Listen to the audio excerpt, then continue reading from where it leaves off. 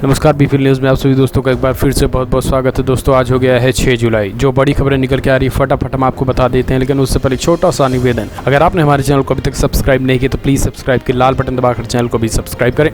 पहली जो बड़ी खबर निकल के आ रही है दोस्तों, वो हम आपको बता देते हैं कि कल प्रधानमंत्री नरेंद्र मोदी यानी मोदी सरकार पार्ट 2 का कल बजट आ गया है।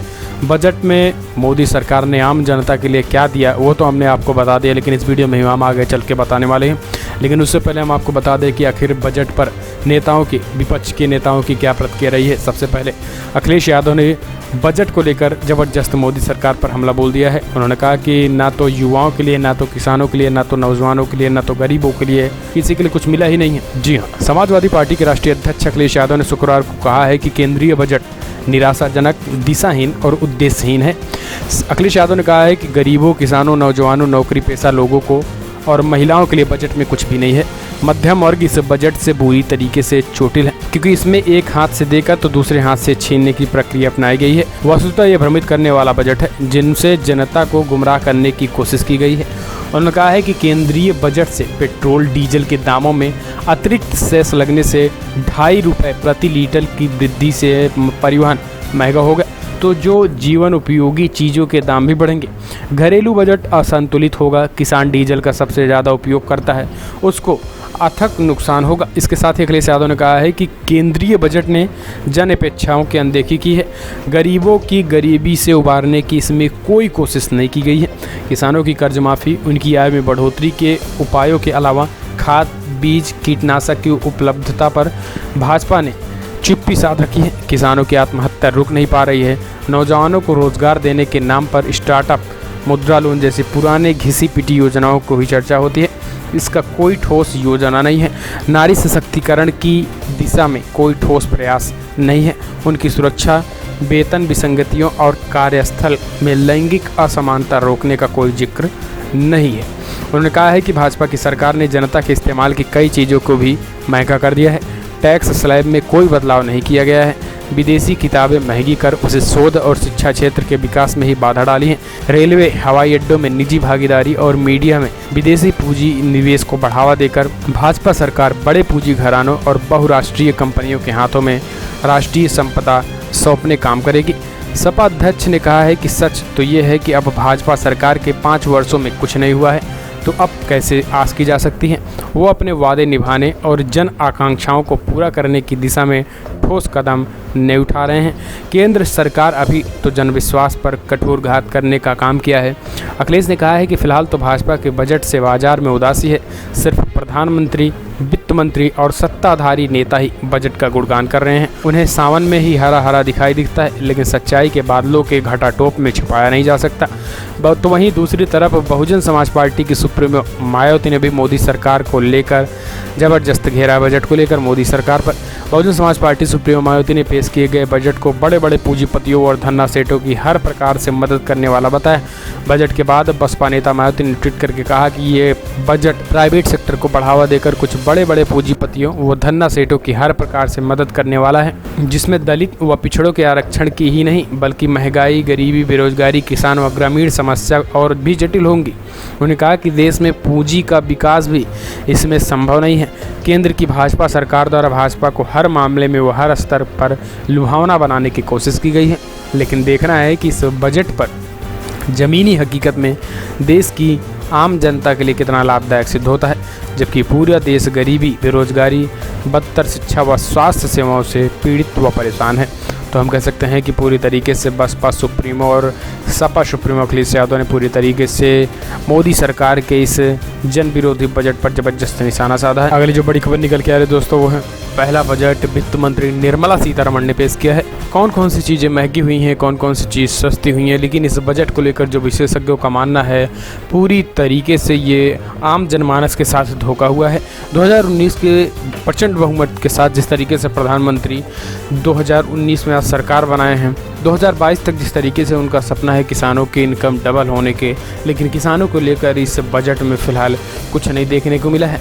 और जो आम जनमानस की जो वस्तुएं हैं जो डेली यूज़ के हैं उसमें भी काफ़ी महंगाई देखने को मिली है। एक बार फिर से पेट्रोल डीजल के दाम बढ़ गए हैं। गांव, गरीब, किसान तथा प्रत्येक नागरिक के जीवन की जो अधिक शरत बनाने के लक्ष्य के साथ जो पेश किए गए, उसमें नरेंद्र मोदी सरकार के दूसरे कार्यकाल के आज पहले बजट में आम बजट की अर्थव्यवस्था को कथित रूप से गति देने के लिए मीडिया, विमान, बीमा, एकल ब्रांड, खुदरा क्षेत्र में प्रत्यक्ष विदेशी निवेश यानी FDI के नियमों को उदार करने का प्रस्ताव किया गया है। बजट में बुनियादी आर्थिक और सामाजिक ढांचे के विस्तार, पेंशन और बीमा योजनाओं के लिए आम लोगों के पहुंच के दायरे में ले जाने के लिए भी प्रस्ताव किया गया है। चलिए सबसे पहले हम सिंपल भाषा में समझ लेते हैं कि आखिर कौन कौन सी चीज़ें यहाँ पर महंगी हुई है, कौन कौन सी चीज़ें सस्ती हुई है। अगर बात करें हम महंगी की, तो एक लाइन से सब कुछ महंगा हुआ है। चाहे बात करें आम जनमानस की, सबसे पहले हम सस्ती की बात कर लेते हैं, क्योंकि महंगी में ढेर सारे सामान आते हैं लेकिन सस्ते में केवल 2-3 चीज़ जाते हैं। जैसे रक्षा इक्विपमेंट यानी डिफेंस इक्विपमेंट, जैसे कोई भी चीज़ अगर आपको लेना है रक्षा सुरक्षा के लिए आपके लिए, तो वो सस्ता हुआ है, जो कि आम जनमानस के लिए ये सब बड़ी दूर की बातें हैं, कभी कोई इन सब चीज़ों को लेता ही नहीं है।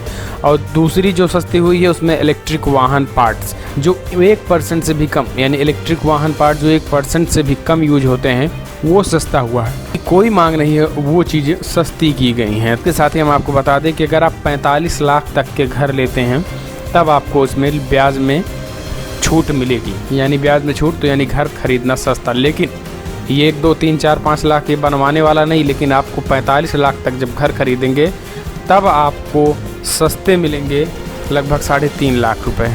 तो अगर आप 45 लाख तक घर लेते हैं, लेकिन तभी उसके पहले आपको नहीं मिलने वाला। तो ये सब चीज़ें जो बड़ी बड़ी चीज़ें हैं ये सस्ती हुई हैं। अब महंगी क्या है, जो मध्यम वर्गीय आम जनमानस डेली यूज़ में है। मार्बल, कोई सामान्य व्यक्ति अगर अपने घर में टाइल्स लगवाना चाहता है तो वो महंगी हो जाएंगी। वीडियो रिकॉर्डर, कैमरे रिकॉर्डर, वॉइस एडिटर, ये सब जितनी भी चीज़ें होंगी ये सब महंगी हो गई हैं। ऑटो पार्ट्स यानी बाइक हो, 4 व्हीलर हो, आपके घर में जो कुछ भी होंगी, ये इसके जितने भी पार्ट हैं, अगर कुछ भी टूटता फूटता है आप बनवाने जाएंगे तो अभी तक जो 100 रुपये के सामान थे वो 150 में हो लगेंगे, जो 1000 के थे वो 1500 में लगेंगे। तो ये चीज़ें महंगी हो गई है। इलेक्ट्रिक वाहन पार्ट्स ये सस्ता हुआ है। CCTV कैमरे की बात करें तो यहाँ पर CCTV कैमरा भी महंगा हो गया है, यानी अगर आप अपनी सुरक्षा के लिए या फिर CCTV कैमरा किसी भी रूप में आप लगाना चाहते हैं तो वो महंगा हो गया है। किताबें भी महंगी हो गई हैं। हम समझ सकते हैं कि अब सरकार माने शिक्षा जिस तरीके से लोग पढ़ना चाहते हैं, अब पढ़ने भी नहीं देना चाहती है सरकार। इसको लेकर अब जो खरीदी जाने वाली किताबें हैं बाहर से, उसमें भी महंगी हो गई हैं। सोना महंगा हुआ है। अगर आप शादियों में किसी की सोना चांदी देने की सोच रहे हैं तो अब वो चीज़ें महंगी हो गई हैं। इसके साथ ही एक जो और पेट्रोल डीजल, आम जनजीवन, बहुत सारे लोग, इसके साथ ही पेट्रोल डीजल के दाम भी पूरी तरीके से महंगे हो गए हैं। 2 रुपये यहाँ पर बढ़ गए। इसके साथ ही सरचार्जेज भी खूब बढ़े हैं, सेस भी बढ़े हैं। तो ऐसे में आने वाले समय में भी तो 2 ही रुपये बढ़े हैं, लेकिन आने वाले समय में जिस तरीके से टैक्स बढ़ाए गए हैं, आने वाले समय में और भी रुपये यहाँ पर महंगा पेट्रोल डीजल हो सकता है। तो आप चौंकने की बात नहीं है, यानी आप जितने भी चीज़ आज तक यूज करते आए हैं अपने जीवन में, उन सारी चीज़ों के अब आपको रेट बढ़े हुए मिलेंगे, कम नहीं मिलेंगे। तो ये प्रधानमंत्री मोदी का आज बजट था। PM मोदी का सपना है कि देश को आने वाले इन 5 सालों में देश की इकोनॉमी $5 ट्रिलियन बनाने की है, जो कि अभी $2 ट्रिलियन है। तो $3 ट्रिलियन इन 5 सालों में एकाएक बढ़ाने का लक्ष्य है।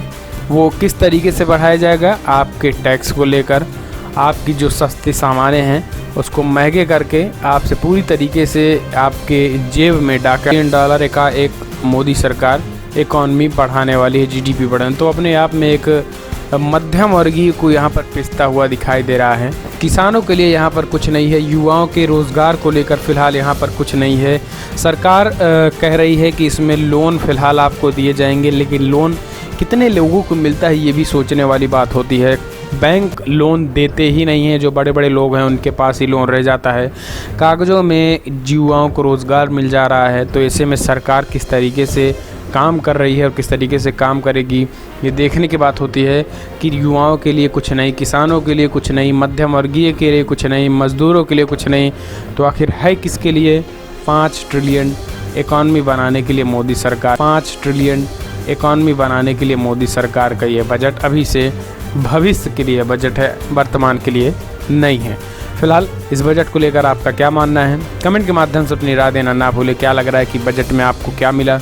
कुछ आपके इस बजट में समझ में आया या फिर नहीं।